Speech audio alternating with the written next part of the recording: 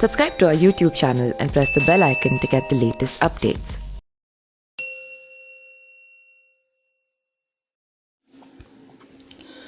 लोक जनशक्ति पार्टी में विवाद थमने का नाम नहीं ले रहा है। चिराग पासवान और पशुपति कुमार पारस के बीच जारी तनातनी के बीच दोनों को झटका देने वाली खबर है। चुनाव आयोग यानी कि इलेक्शन कमीशन ऑफ इंडिया ने लोक जनशक्ति पार्टी का चुनाव चिन्ह जब्त कर लिया है। दोनों नेताओं की ओर से पार्टी के चिन्ह को लेकर दावा किया जा रहा था। लगातार इसको लेकर सियासत हो रही थी तो वही विपक्ष तंज कस रहा था। इसके बाद चुनाव आयोग ने चाचा भतीजा में बढ़ते तनातनी को लेकर फिलहाल यह फैसला लिया है।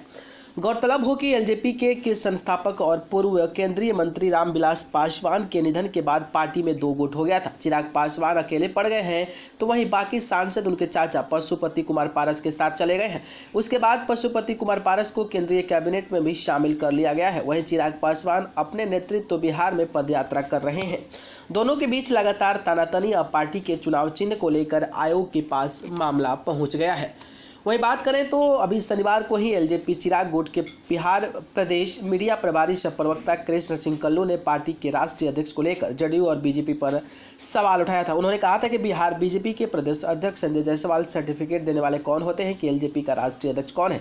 वो चुनाव आयोग का कोई अधिकारी नहीं है। स्पष्ट करते हैं कि एलजेपी के राष्ट्रीय अध्यक्ष चिराग पासवान है। जदयू नेता के सपने भी आते हैं चिराग पासवान, इसलिए वो भयभीत हो गए हैं।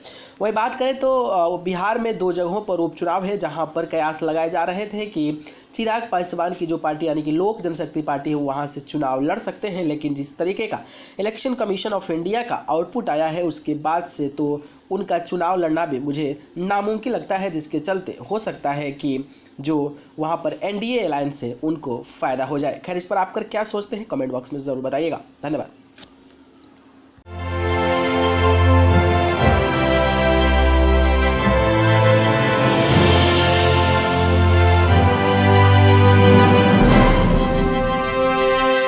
Subscribe to our YouTube channel and press the bell icon to get the latest updates.